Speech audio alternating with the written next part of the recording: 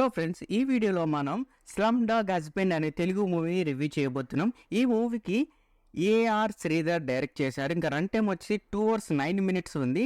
ఇది మనకి అమెజాన్ ప్రైమ్లో తెలుగు లాంగ్వేజ్లో స్ట్రీమింగ్ అవుతుంది. సో ఇంకెందుకు late, let's get into రివ్యూలోకి వెళ్ళే ముందు ప్లీజ్ మన ఛానల్ ఫస్ట్ టైం ఎవరైనా చూస్తుంటే ఛానల్ సబ్స్క్రైబ్ చేసుకోండి అండ్ పక్కనున్న బెల్ ఐకాన్ కూడా ఆన్ చేసి పెట్టుకోండి.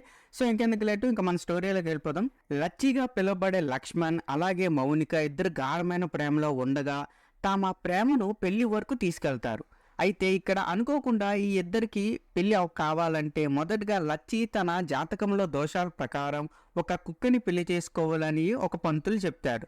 మరి దీనినే నమ్మి లచ్చి మౌనిక కంటే ముందు ఒక కుక్కని పెళ్లి చేసుకోవాలని డిసైడ్ అవుతాడు. అయితే ఆ తర్వాత ఊహించని విధంగా లచ్చిపై ఒక లీగల్ కేసు ఫైల్ అవుతుంది.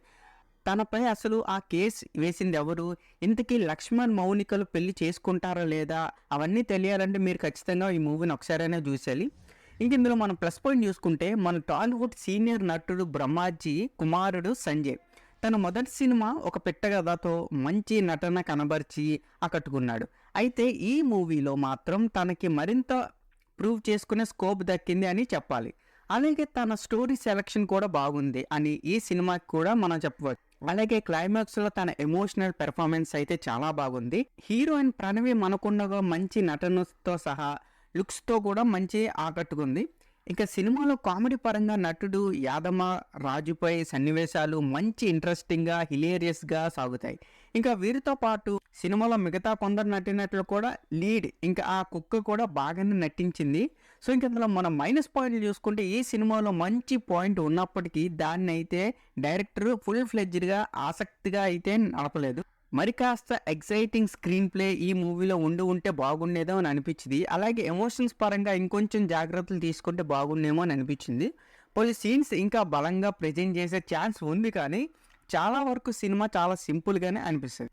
ఒక క్యాస్టింగ్లో బ్రహ్మాజీ సప్తగిరి లాంటి వాళ్ళు ఉన్నారని, కానీ వారిని కూడా సరిగ్గా యూజ్ చేసుకోలేదు. అలాగే ఈ మూవీలో కొన్ని సెన్సిటివ్ అంశాలను కూడా మేకర్స్ టచ్ చేసి ప్రయత్నం చేశారు, కానీ దానిని ఇంకా అర్థమయ్యేటట్టుగా ఎస్టాబ్లిష్ చేసుకుంటే బాగుండేదేమో అని అనిపిస్తుంది. అలాగే కొన్ని చోట్ల పలు సీన్స్ అలాగే నెమ్మదిగా బోర్ కొడుతుందన్నమాట.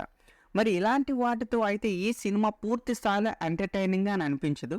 ఇంకా మనం టెక్నికల్గా చూసుకుంటే ఈ మూవీలో ప్రొడక్షన్ వాల్యూస్ బాగున్నాయి. సినిమా కంటెంట్కి తగినట్టు క్రియేట్ చేసిన అట్మాస్ఫియర్ కూడా బాగానే ఉంది.